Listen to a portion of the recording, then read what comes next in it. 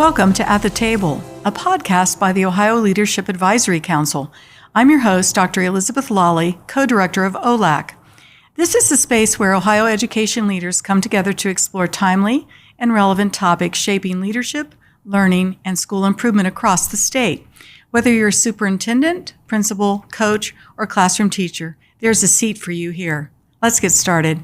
Today, I have two great guests that are working hard on leadership across the state of Ohio. I have Dr. Becky Hornberger, who is the Executive Director of the Ohio Association of Elementary School Administrators. Welcome, Becky, and thank you so much for being here. Thank you for having me. And Dr. Timothy Freeman, the Executive Director of the Ohio Association of Secondary School Administrators. Thank you for being here. Thank you for having me as well. We are so excited to hear comments that you might have about leadership across Ohio and all the great things that your associations are doing. Can you start off by just telling us some updates and some exciting things that may be happening with your associations that are either planned as we continue this year or as we start the next school year? I'd like to start with we're very thankful and value our partnership with the department. We just this morning, Becky and I both finished the second round of our Beginning Administrators Academy, which are the two foundational PD events for first-year administrators in the state of Ohio. Not new to your district, but new to leadership. And they spent 2 days with us in September, 2 days with us in December, and we spent a lot of time on some really kind of functional, fundamental things that you don't learn in grad school that you need in that first year to really pave the way for success. And that, as I said, is foundational, but wrapped around it is the Beginning Administrative Mentorship Program. And like I said, I value our partnership. We value our partnership with the department. It's funded, so districts are able to send new administrators with no cost. They're able to access membership to the associations and all of the benefits associated with advocacy and consultative services. They attend those two foundational PD events, but then also what I think makes it stand out is they're paired with an experienced mentor. We vet a membership or a mentorship group that go for some national training on how to mentor young administrators, and each one is paired, and so they kind of have a phone a friend that's outside of their district, outside of their normal chain of command. Sometimes young administrators are nervous about asking their superintendent a question that they're afraid somebody might say, you should know this. So to have somebody that's not connected to their district at the end of the phone that they meet with, they do a book study together, they work on some self-reflection tools and things, and really our goal is that that relationship doesn't end when the mentorship portion ends.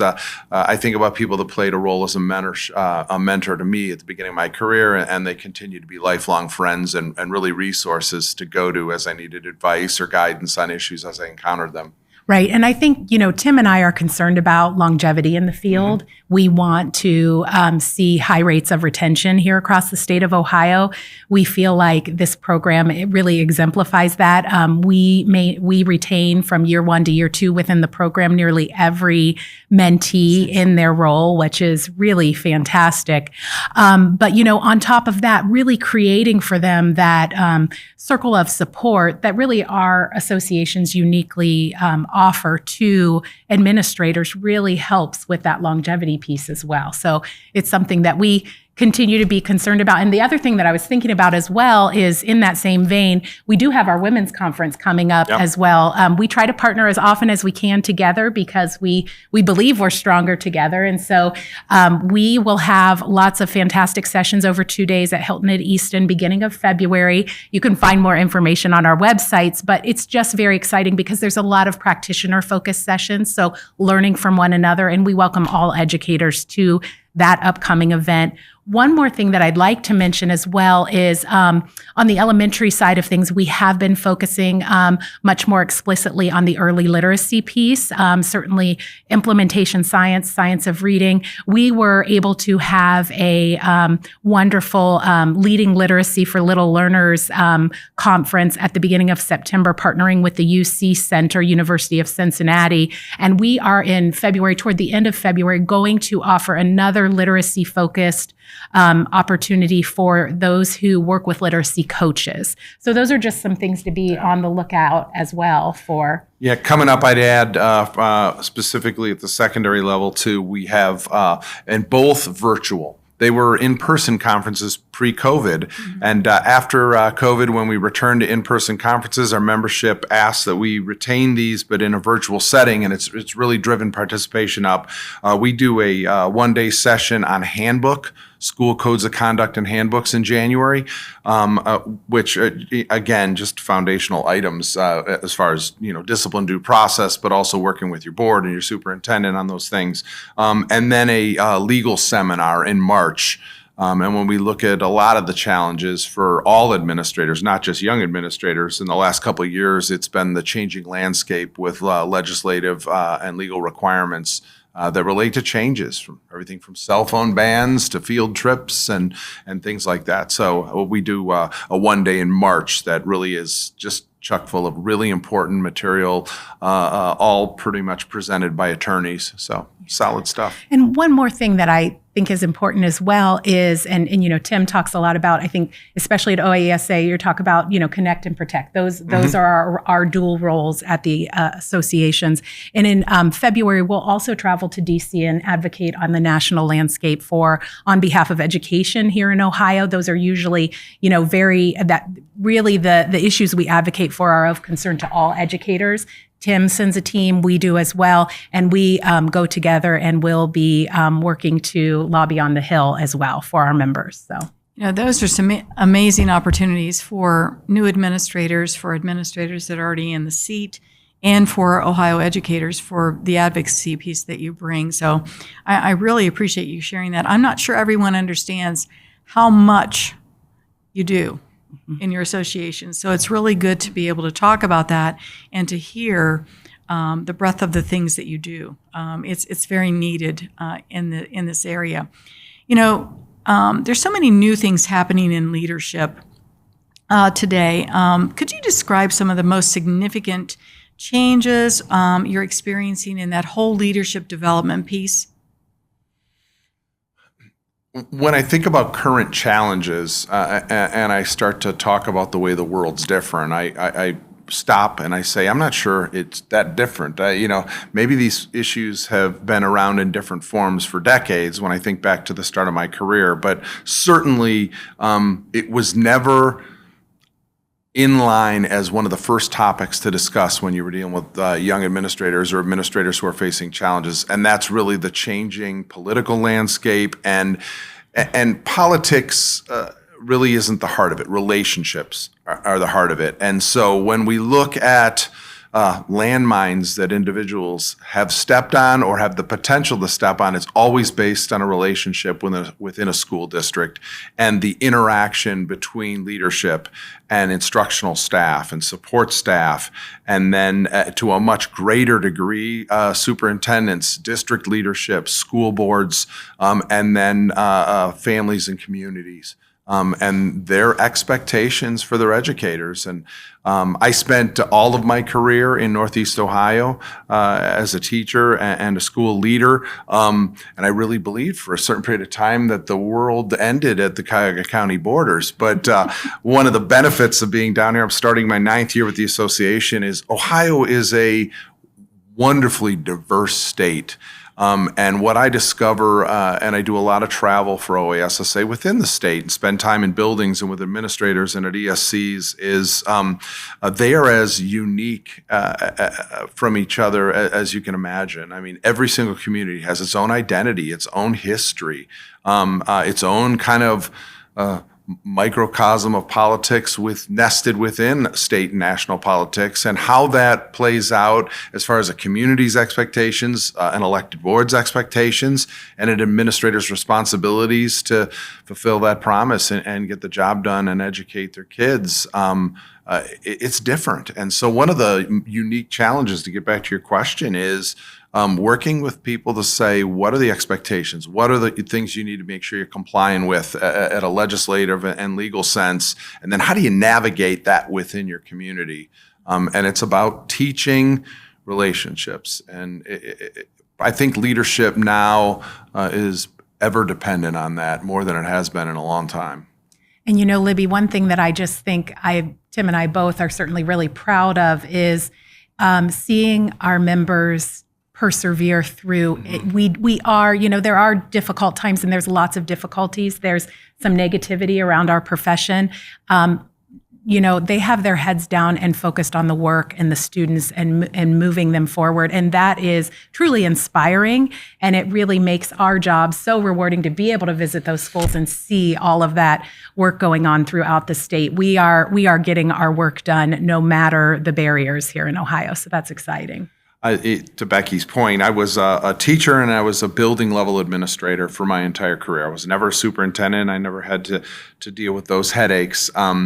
But I was at a meeting about 2 weeks ago, and we were talking about their district's building leaders. And someone who was not one of their building leaders, it was an outsider, may have been a board member, it might have been right before Capitol Conference. And the comment was, Dr. Freeman, our principals get things done. And I thought, I used to laugh all the time and say, principal's job is to keep the promises the superintendents make, right? But it was it was a neat moment to hear somebody say, our principals, we're proud of them because they get things done. It wasn't about some instructional strategy. It wasn't about an athletic program. It wasn't about the homecoming parade. It was like they just get it done. And I love to hear that because I think that's their job. I think you're right about that as well.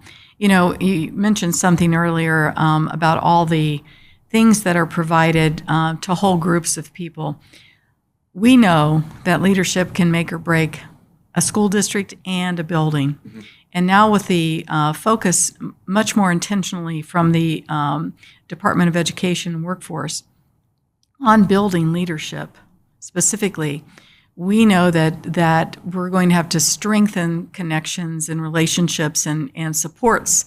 So when you think about the work that you're doing right now, what type of supports do you give that are more individualized type supports or more building-based type supports for those leaders that are out there? And most of the time they're by themselves, or they may have one assistant principal with them, or the assistant's by him or herself, and because the principal's gone to a variety of meetings or things like that. What are some of those types of supports to help those buildings be successful, and especially now with the changeover into the focus of being really on that building principalship? Mm-hmm. Mm-hmm. Well, in many ways, I think we're excited that people really understand the impact. We know that the principal is second in impact only to that of the classroom teacher on our students' learning. So that's a wonderful position to be in as a building leader. I think at the associations, we also want to fully acknowledge all of the spinning plates, if you will, that our administrators have going on. And so a lot of the learning that we do, whether it's through webinars or professional development formally, or even exchanges of ideas within our zone meetings, is all about managing all of that so that you can really focus on that instructional leadership piece. And it is an ongoing challenge. I'm excited that we have the opportunity to perhaps strengthen those supports for our principals as well. We certainly want to be able to advocate for them in that way as well. I think, coaching is another piece that we talk about. We work closely with the OLI-4 program as well. That can be a really great one-on-one coaching resource for principals. And that's, again, through the University of Cincinnati. But I think, I think here in Ohio, we have a lot of supports available. And as we move into kind of the next chapter, I'd like us to continue to strengthen what we already have here in the state. Right. I think there's, when I think about supports for our members and for principals in the field, I think that I'm immediately drawn to, obviously the things like professional development opportunities and the advocacy work we do with the department or the state, and the input we provide to groups who provide supports to principals. And that's valuable stuff.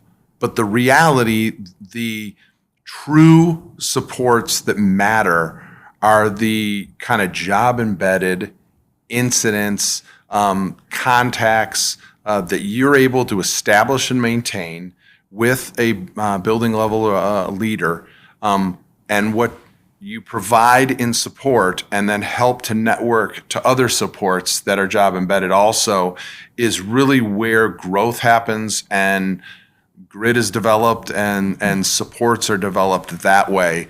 And boy, that's a lot easier if you have a community. Absolutely. Absolutely. So when you look at what we do, our associations provide a complete slate of PD, and we work very hard to make it relevant and often make it, functional and fundamental information rather than some class that they had in grad school that's theoretical in nature. You want to give them real stuff, and that's important. But I have to be honest with you, if you ask me what we do that makes a difference, it's our consultative services. I probably talk to, I'd say I'd split the world pre-pandemic and post-pandemic. I talked to 10 principals a day on the phone, and every single one purposely picked up a phone and dialed my phone number because they needed something. And that may be, I'm got something brewing and I want to talk it through because I want to strategize how to respond to it. It may be, call me back right away, we're in the middle of a crisis and I need some guidance because I am a solo principal or I'm in a very small district, I don't have a lot of resources. And I did that, from 7:30 in the morning till 4 o'clock in the afternoon pre-pandemic. I think this is one of the coolest things when we were in a period of time where we were remote and schools were back. The implementation of software that allows my cell phone to ring when someone calls my office number was how we survived working and providing that support through the pandemic. We've left it in place. I left it in place because a principal who's working in a building and is dealing with a crisis finally has a chance to sit in their chair and exhale at 7:30 at night on a Thursday night. And they say, you know what, I'm going to call Becky or Tim and ask for some help. And their expectation is I'm going to leave a voicemail and I'm going to hear from them tomorrow morning, I hope. And what that software has permitted us to do, and we hear a lot of feedback about it, is if I'm not involved in something, life or death, I'll answer the phone. And they go, are you still at the office?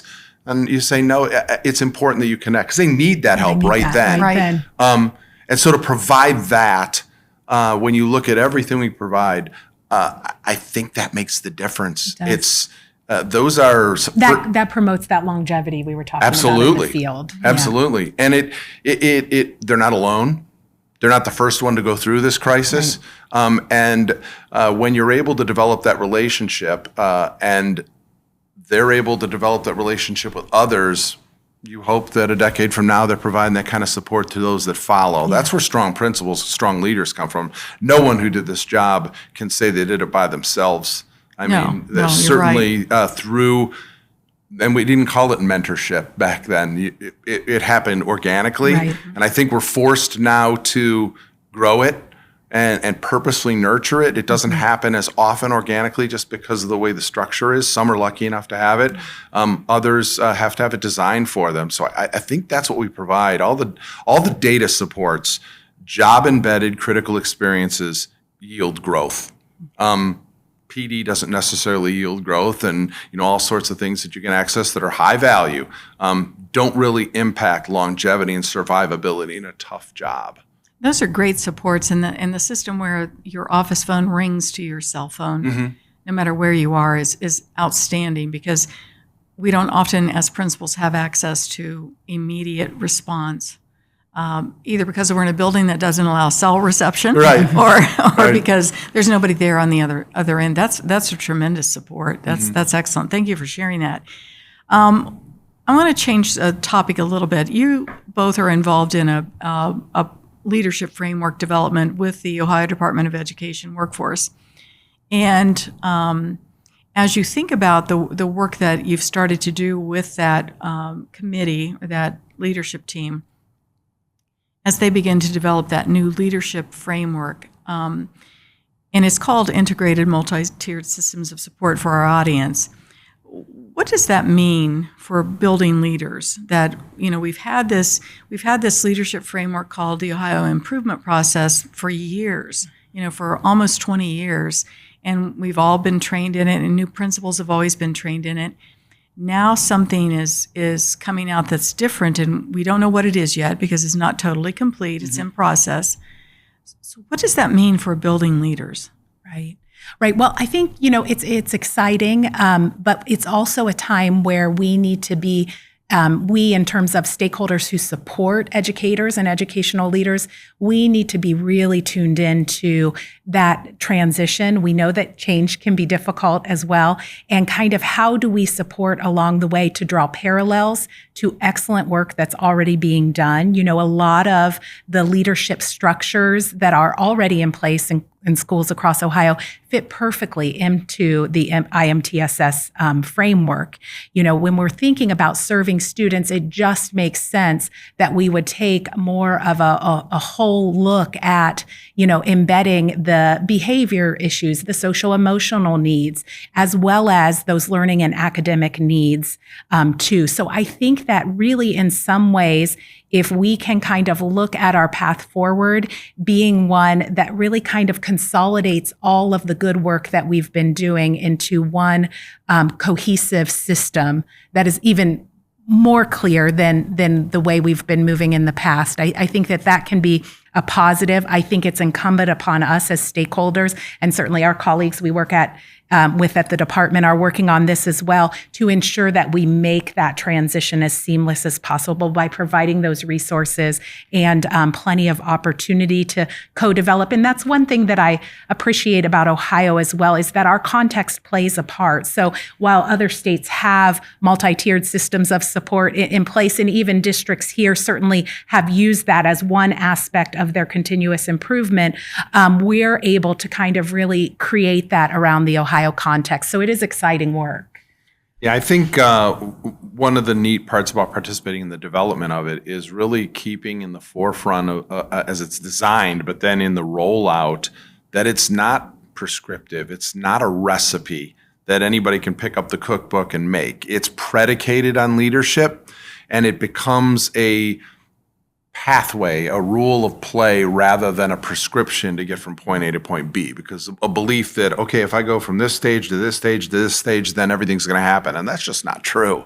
You know what I mean? Effective buildings have effective leaders. And when you have a system of supports in place that really refocuses from, we used to look at individual kids who are struggling, to applying, I was a special ed teacher by trade, so I'm kind of emboldened by the fact that I-MTSS really is taking what we used to do with special needs kids and saying every single kid in a school building deserves individualized instruction support and at least some forethought as you plan their instruction. And if they're struggling, how you intervene. I like the philosophy behind that, and I like that it's being put in this form, and I think that our voices can help stress that it's not another initiative rolling out from the state. It's not a cookbook to hand to a principal and say, here's how you be successful.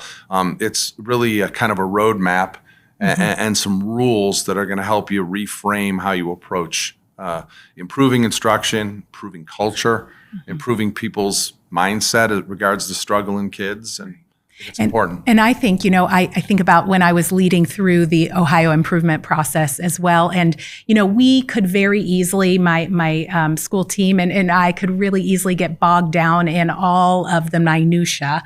And we would always say, we would take a step back and say, oh, this process is really about how are all of our kids doing? What are we going to do about it? And did that work? And so I see those essential elements within the I-MTSS framework that's being developed just as it was within the Ohio improvement process. So it's, how are kids doing? What are we going to do? And it's every child too. That's the really important part. And that's the progress that I've seen us make in Ohio toward really focusing on every child's learning and success. And then what are we going to do about it? And did that work? And if not, what are we going to change? So it's that continuous cycle of supporting students and ensuring that they achieve. Great. And I think an important part of it too, just to add on to that, because you made me think about it while you were talking there, when you look at something like the I-MTSS model, it is built with blocks that are things that effective leaders are already doing. So to go out to the field and say, here's something new, we're going to get the typical response. But when you really sit and analyze it and you talk it through, and that's why I like that there's sitting on the same committee, the number of great leaders from their careers at the building level. These are things good leaders already do. It's not new. Let's just frame it in a way where you could see it as a continuum rather than an isolated experience or strategy. Right. One of the things that you said earlier, which is a concern of mine, is that we're talking about MTSS, and now we've added on the integrated MTSS. And integrated means that every aspect of the school day, every aspect of education, every aspect of anything that we do within the context of educating students is connected. It's together. I like that part of it because for so many years we were disconnected in different pieces and parts of trying to run a building.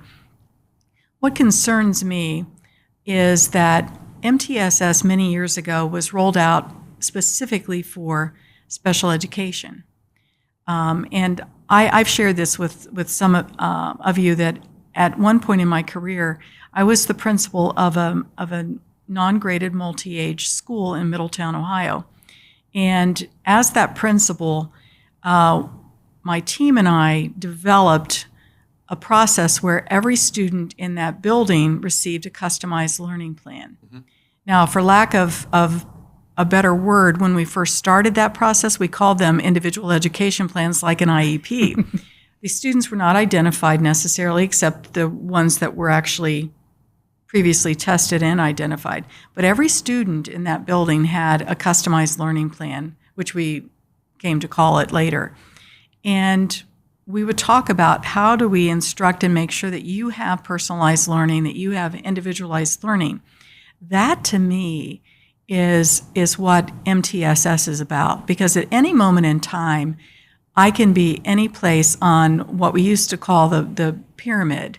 I might need a special service for a very short period of time, and I'm not identified in the old-fashioned way of having an IEP or testing that's been done. But my teacher recognizes that I've got a gap someplace, so I'm taken up to a Tier 2 supports. And I'm not a Tier 2 student, but I'm getting a Tier 2 support. So as we start to roll this out across the state, how are we going to make sure that our building leaders and that our district leaders, our superintendents and curriculum special education personnel, and our teachers understand that this isn't about special education. This is about quality education. What are your thoughts about that? I mean, there's several different layers to the question. I think the first part is the last question you asked, and that is for a building leader and their instructional staff, reaching them with that message without having it filtered through a superintendent, two assistant superintendents, and the director of secondary instruction who's going to tell them. So it's the telephone game, and things evolve as they're passed on. I think so. One of the important strategies is getting experts who understand that concept in front of building leaders personally and not through a conduit, whether it's a printout, an email, a webinar, or a superintendent, but getting directly down to that grassroots level where the work's being done and conveying that message is powerful. The beginning of your question made me think about this answer too. We have done, and we all have culpability in it in our professional lives. When I talk to practitioners, we have done an exceptional job coming up with a new initiative every few years. Yes. And that was really exciting when I was 30 and new to, because this is a new hot idea and I get excited about it. And it doesn't take many years to teach professionals that surface compliance, this too shall pass in a couple of years. And so they become polite, compliant, but it never really gets done until the next initiative comes down the pike. So I think as we think about rolling that out, we think about communicating just that pivotal concept that this is all kids, not a special ed tool. We got to deliver that in a genuine, personal, connected way that sends a different message than we usually do with the new initiative. Yeah, very good point. And I think that some of that as well has to do, and I heard both of you, speaking to this is kind of, that buy-in piece, it can't just be kind of a top-down demand. Our educators across the state are here for students, getting them involved in the process as we continue to develop.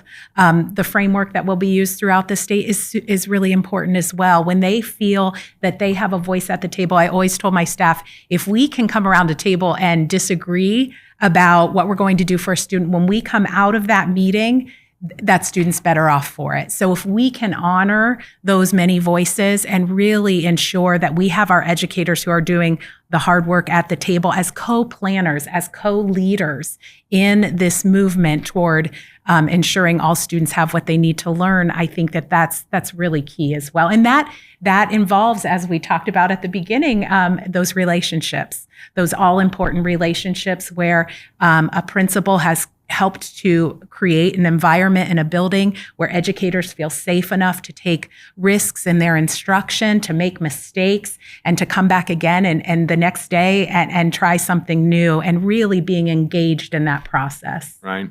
You shared your story about your experience. I think so many parts of this are already adopted and embedded in successful buildings that we need to make sure that we communicate. It's not something new.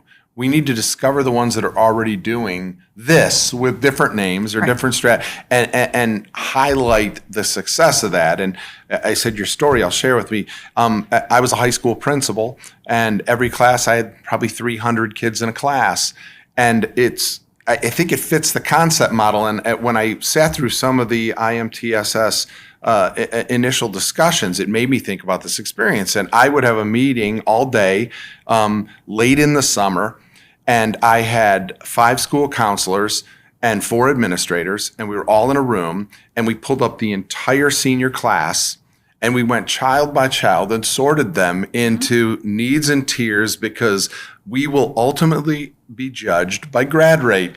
So let's not miss anybody. And we went kid by kid by kid, because every one of us after 3 years knew one of these kids. And we would whittle that group down, and the funnel would narrow from this group of kids is fine, we're going to keep an eye on them. And it would get closer up the tiers of supports. To the end of it, we would leave this day with each of the 9 of us or 8 of us in that room having 8 to 10 kids that were receiving the highest level of support, but they were our flock for the year. Mm-hmm. And it started on day 1 and it lasted, and we would meet periodically with that group to update. And some of our kids would move down into another, okay, we're good. And that highly focused group would get smaller, and the services would get more intensive. It's kind of this. Mm-hmm. And it was happening 10 years ago. It's good stuff happening out there. We need to find out where it's happening. And how, I'm just struck by how lucky we are to be in a field where we can make that kind of difference in someone's life as well. We know that one adult that's engaged and tuned in with a child can make all the difference. And we are so lucky to be able to have the opportunity to be that person. Right. You did a great advertisement just a second ago for shared leadership, for collaborative leadership, distributive leadership, whatever you want to call it. And that's what OLAC is about, and will continue to be about, because the shared leadership piece we know works.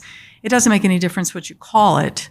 You can call it the OIP process, you can call it I-MTSS, but the piece that you take out of it, that's the binding that puts them together, is that shared leadership piece. And I think that's so important whenever we start to look at what you're talking about here. Those relationships, the voice at the table, making sure that we connect the dots for kids by talking about the data, by looking at who needs what.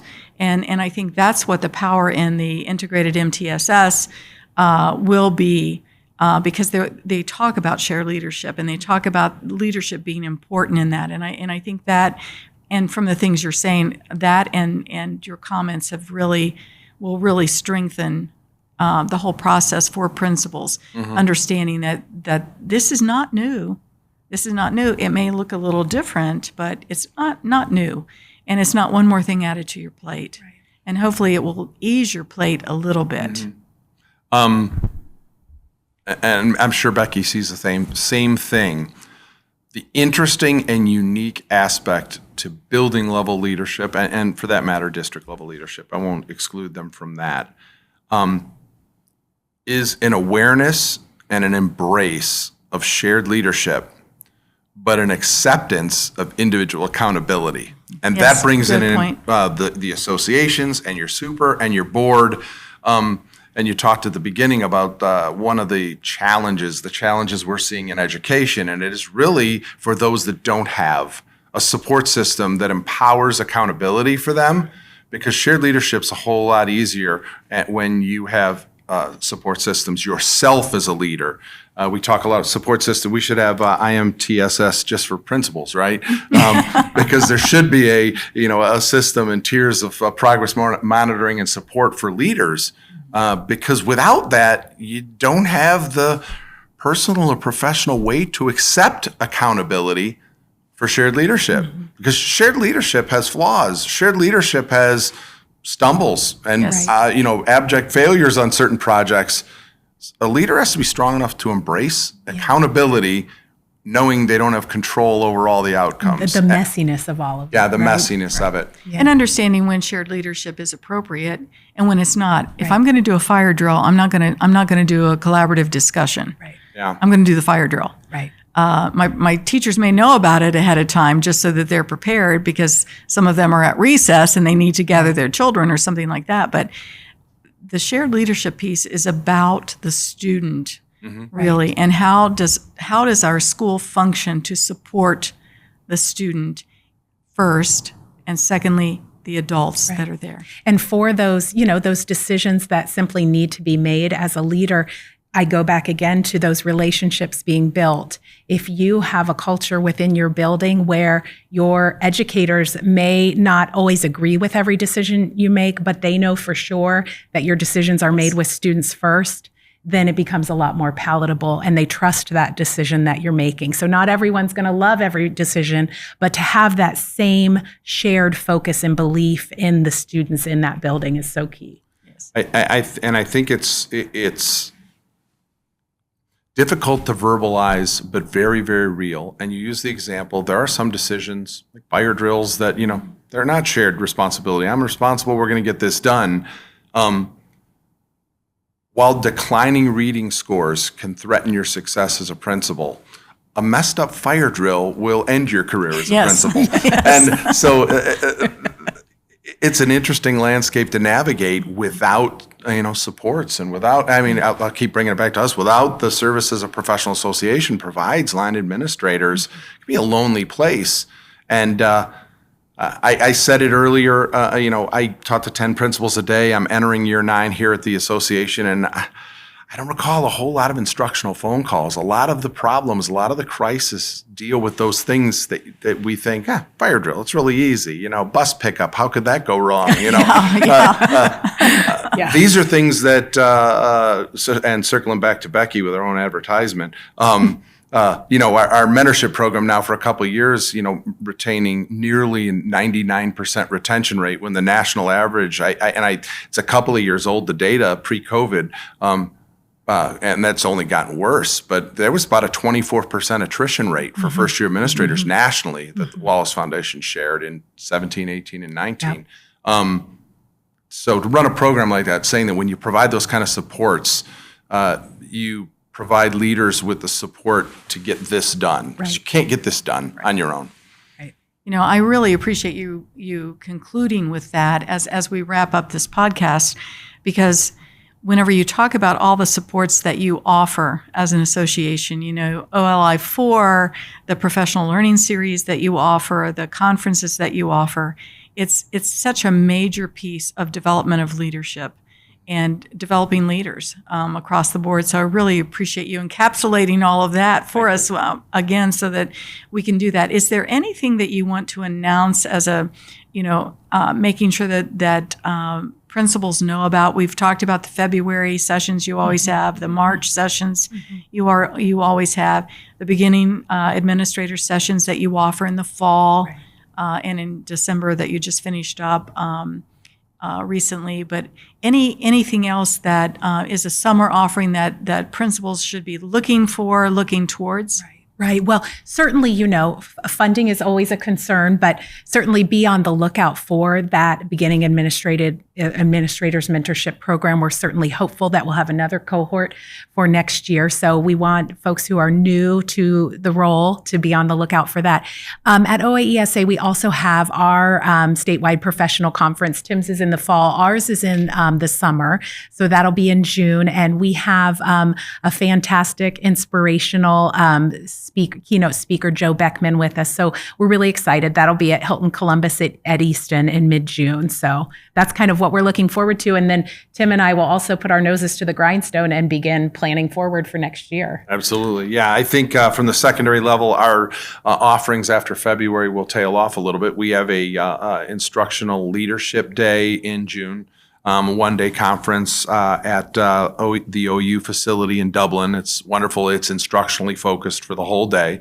We kind of sort some of our offerings, like I said, handbook and student discipline. This is instructional. But I think because of graduation and proms and things like that, you see secondary admins a little bit more building anchored in the spring. So thinking about the summer or thinking about future offerings, the only other thing I'd add is during the month of March, we're out on the road. We do 5 regional events. They're half days. We do an hour of legislative updates. We do an hour of legal updates with our attorneys. And then we do an hour of association updates. And then we give them a free lunch sponsored by a business partner. So we'll see 100 in one and 25 in the other, but it depends. But we're Northeast, Northwest, Southeast, Southwest, and Central. Some great locations. So I would encourage people to come out, bring a friend. The last thing I'll add is that people get connected to a professional association because of affiliation and word of mouth. And that truly is it. There's no marketing campaign we can endeavor on to have principals get connected to supports.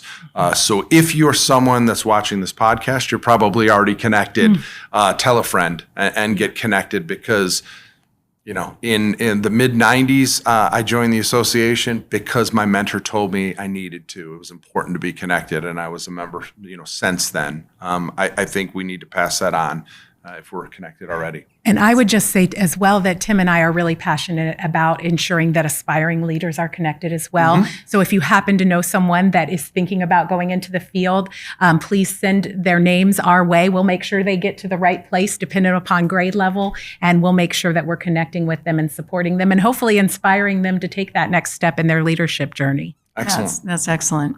I'd like to thank both of you for your time and expertise today. It's been a great conversation.